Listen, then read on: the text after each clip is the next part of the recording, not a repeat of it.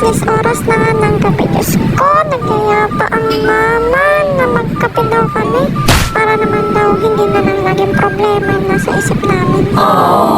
At ito na nga, iti pinagbigyan namin kasi na minsan lang naman mag-request si mama.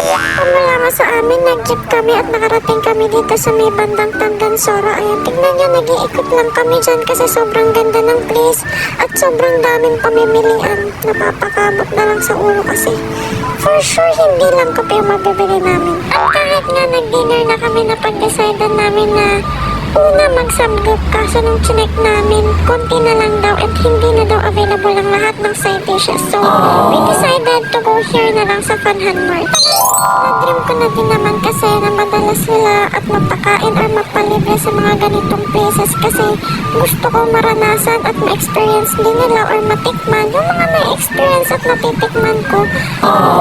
Kailan ako'y nagka-work na. Kaya nung time na to, sobrang saya ko na para lang silang namimili na dati hindi namin kayang makabili ng mga ganitong bagay kasi kung ano lang yung kailangan, yun lang talaga yung dapat namin bilhin. Pero ngayon, nabibili ko na sa kanila ang lahat ng gusto nilang bilhin. Kahit magkano pa, di naman masyadong malaki yung sahod ko. Sakto lang para mapasaya sila.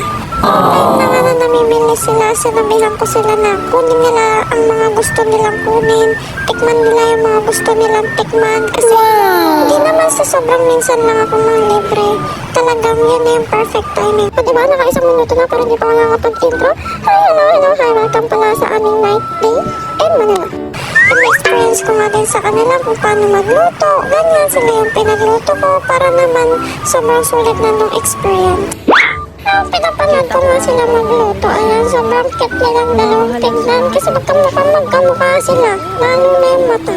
Habang nga namimili si mama, nagtataka sa sobrang mahal daw. Pero sabi ko sa kanya, okay lang yan mama, get what you wanted. Although, napapakain na naman na kami ni mama ng masasarap. Simula nagka-work siya sa ibang bansa, napapakain ng mga Jollibee, hindi na lang tuwing event. Pero syempre, iba pa din yung galing sa akin mismo, yung galing sa bulsa o sa pinaghirapan kong pera. Sobrang sarap sa feeling at nakakataba ng puso. Nangyaya sa akin ni mama, sabi niya, ninja, kape tayo para naman hindi lang problema yung iniisip natin. Try naman natin mag-enjoy. Pumayag agad ako kasi alam kong naglalambing lang si mama and gusto niya lumabas kasi stress na din kasi siya sa mga nangyayari sa amin. Sobrang pabigat kasi talaga yung mga pagsubok na pinagdadaanan namin sa buhay ngayon. Financially, emotionally, physically, sobrang pagod na kami and ubos na kami. Pero humahanap pa din kami ng time para lang bumangon at lumaban sa buhay. O siya, tama na ang drama. After nga namin sa Funhan Mart, dahil sobrang anghang ng nakain namin, kailangan namin ng tubig or malamig na tubig para lang maibsan yung anghang sa mga dila namin. Kaya dumaratso ka kami dito sa McDo. Ayan nga, biniran ko si Mars ng kiddie milk. Happy siya kasi isa din naman siya sa dahilan kung bakit tatlo kami nagsusumikap magtrabaho ngayon. Sobrang drama ko naman. Gusto ko lang naman kasi i-share sa inyo yung nightlife namin sa Manila since para-paras kami nag-work na sa Manila.